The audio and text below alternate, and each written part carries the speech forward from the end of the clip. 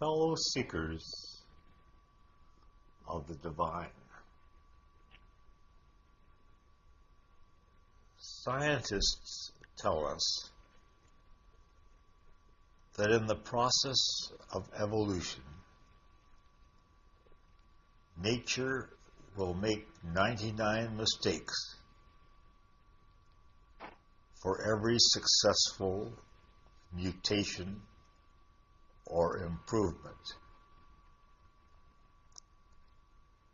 This law seems to have its equivalent in the spiritual life, and it is put very concisely in the phrase neti neti, not this, not this. When we enter the spiritual life, we think that the path is quite clear. As we try to grasp a goal that always seems just a little out of our reach, we understand the meaning of not this, not this. Ultimately, we begin to discover that our fundamental problem is that we're trying to grasp a goal that we already are.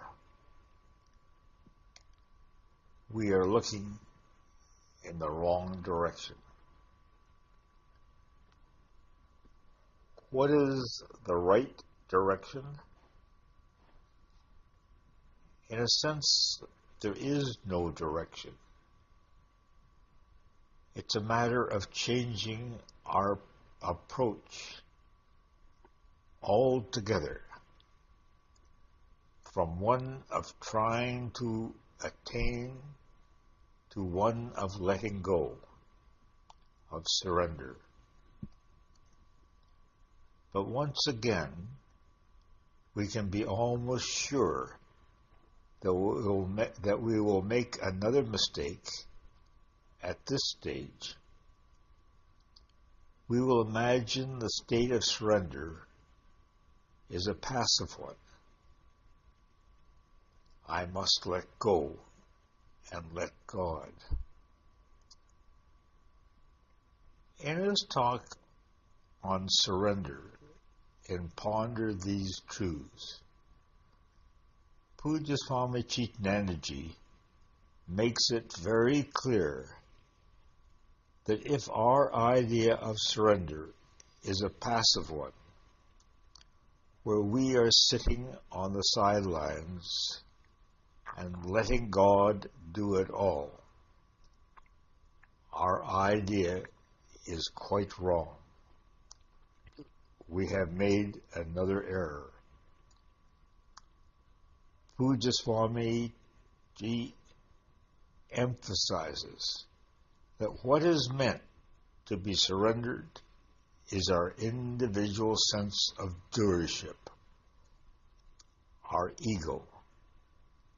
We are meant to see that God is doing it all and that we are part of that. It is a very dynamic process. We give up the sense of doership, not the doing. This robust type of surrender was expounded beautifully as a proverb in the Old Testament. The proverb goes, "Trust the Lord with all your heart, and depend not on your own understanding. In all your ways acknowledge Him, and He will direct your paths." Thus, we must acknowledge that we are part of nature and it is quite natural for us to make continuous mistakes until we find the right way. The right way is surrender, but it is not the sort of surrender where the ego is left over as a passive observer. Rather, the ego puts down its idea of doership altogether and becomes a dynamic part of the whole.